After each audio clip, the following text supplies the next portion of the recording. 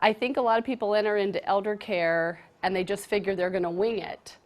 And it's kind of like my doctor, if he said, look, you're pregnant and you're having your baby tomorrow, here you go. I mean, we get 40 weeks to have a baby. We get to read, we get to research, we get to talk to people and learn. But with elder care, we're caring for somebody probably for could be many, many years, and oftentimes just going it alone. So whatever you learn today, I'm hoping that you're going to take it forward and be little ambassadors in the world of elder care information that I share with you today. What I think is that modern day caregiving has really changed a lot since when my mom or my grandmother took care of their children, I mean their elderly loved ones.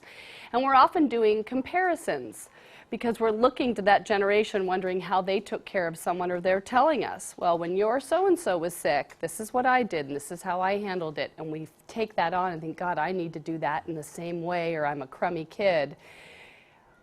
I just want to ask you guys, I think there are 5 major factors of why caregiving is harder nowadays than it was 75, 100 years ago. But I want to ask you, what are some of the factors you think that why caring for someone who's an older adult might be harder in 2016 than ever before? Sel? You're not living in the same house. Not living in the same house, right? We used to grow up with 3 generations, and or I call it proximity. Somebody was down the lane, somebody was nearby, and I'm going to add to that that even if we are nearby, it can be a 30 to 60-minute drive to get to our loved one and back with the way Barry Road traffic is. I just call it sort of the women at work, but it's also the idea that there's nobody tending those home fires and able to do maybe the child care and the elder care that they used to. And we're very out of practice with living in those multi-generational households, which is why when I consult with family and they want to bring mom or dad to live with them, unless they've done it historically, I usually suggest they not enter into it. Because there's a honeymoon period for about 6 months and then it all falls to crap and they're calling me wanting to get out of that because there were no contracts and rules and discussions before the person moved in. It was just like, well, I love my mom, I want to do this for her, so she's going to live with me for the next 20 years with no plan. Other factors, yeah?